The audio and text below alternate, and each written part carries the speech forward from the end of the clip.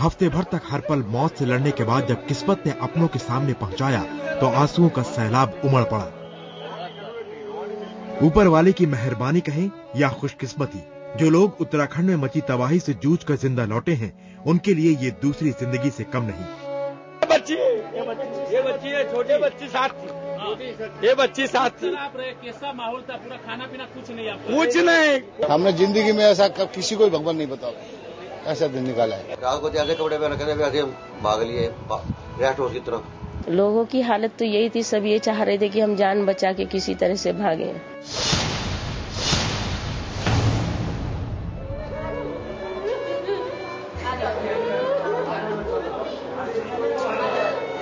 अलीगढ़ का गुप्ता परिवार उन किस्मत वालों में से है जो हफ्ते भर तक जिंदगी और मौत के बीच जूझते रहे। इस परिवार के 9 सदस्य केदारनाथ धाम की यात्रा पर गया था।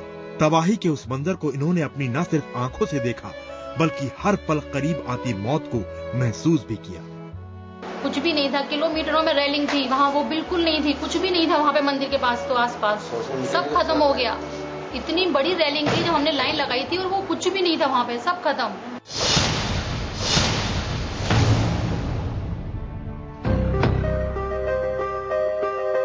हरियाणा के करनाल के रहने वाले बालकृष्ण जैन और उनकी पत्नी उस खौफनाक तबाही को याद कर अब भी कांप उठते हैं। माता पिता को सही सलामत देख बच्चों की आंखों से खुशी के आंसू छलक पड़े। बालकृष्ण का कहना है कि उन्होंने पहाड़ों पर चढ़कर अपनी जान बचाई। सारी रात पहाड़ों पे चढ़ते रहे, कई जगह मिल जाए, थोड़ी देर रेस्ट होते बैठे रातों काट दिया, भाई तुम जाओ, खतरा है। बहुत खुशी हुई रही, वहाँ तो रो ही रहे थे हम सब। बच्चों को देख देख के भी बचेंगे भी नहीं बचेंगे, बच्चे क्या सोचे हैं, ना तो वहाँ फोन की सुविधा कुछ टावर नहीं मिल रहा था।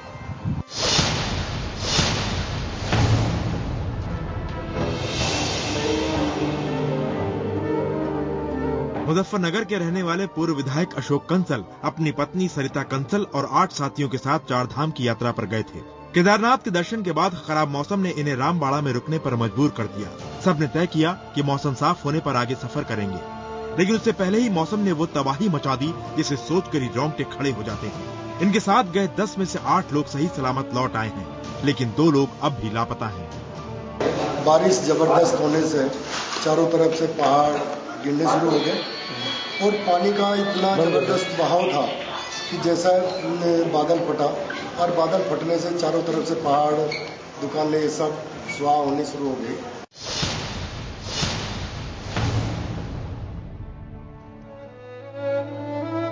उत्तराखंड में जल प्रलय की विभीषिका झेलने के बाद जब ये परिवार सकुशल अहमदाबाद पहुंचा तो लोगों की आंखें भर आई।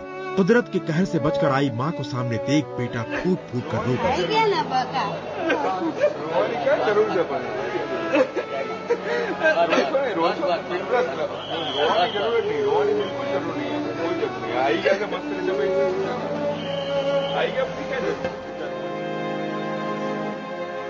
उम्मीद और आस की ऐसी ही तस्वीर दिखी अहमदाबाद रेलवे स्टेशन पर।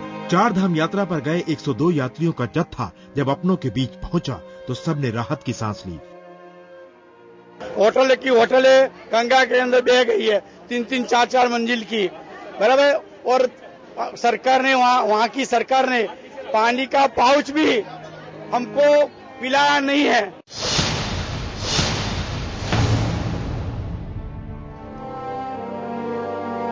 दिल्ली के रहने वाले डॉक्टर विजय यादव भी उन खुशकिस्मत लोगों में से हैं जिनका पूरा परिवार उत्तराखंड में मची तबाही से बचकर लौट आया है। उन्हें यकीन नहीं हो रहा कि वो सही सलामत हैं। और जितनी ऊपर हम भागे उतने ऊपर पानी का भाव आता रहा। हम नीचे देख रहे थे, कम से कम 400 गाड़ियां हमारे पार्किंग में से बह गई।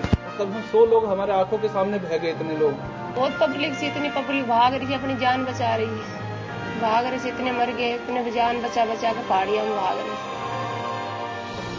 दिल्ली के ही दिनेश सिंह भी उन खुशनसीबों में से एक है जो मौत के मुंह से बचकर आए हैं। दिनेश सिंह अपनी पत्नी समेत 56 लोगों के जत्थे के साथ केदारनाथ गए थे। 56 लोगों में से 6 लोग इनकी आंखों के सामने सैलाब में बह गए। हम लोग गए थे 56 आदमी, लेकिन अभी साथ में हम लोग 12 ही आदमी। बाकी लोग कहाँ हैं? बाकी लोग दूसरे गाड़ी से आ गया है, उसमें 6 आदमी मर गए। ये तो वो लोग हैं जो उत्तराखंड में आई त्रासदी से जान बचाकर लौट आए, लेकिन अभी भी हजारों लोग जगह जगह फंसे हुए हैं। मुश्किल की इस घड़ी में IBN 7 हर कदम पर आपके साथ है। हम आपके अपनों की खोज खबर लेने पर हर मुमकिन मदद करेंगे। Bureau report IBN 7।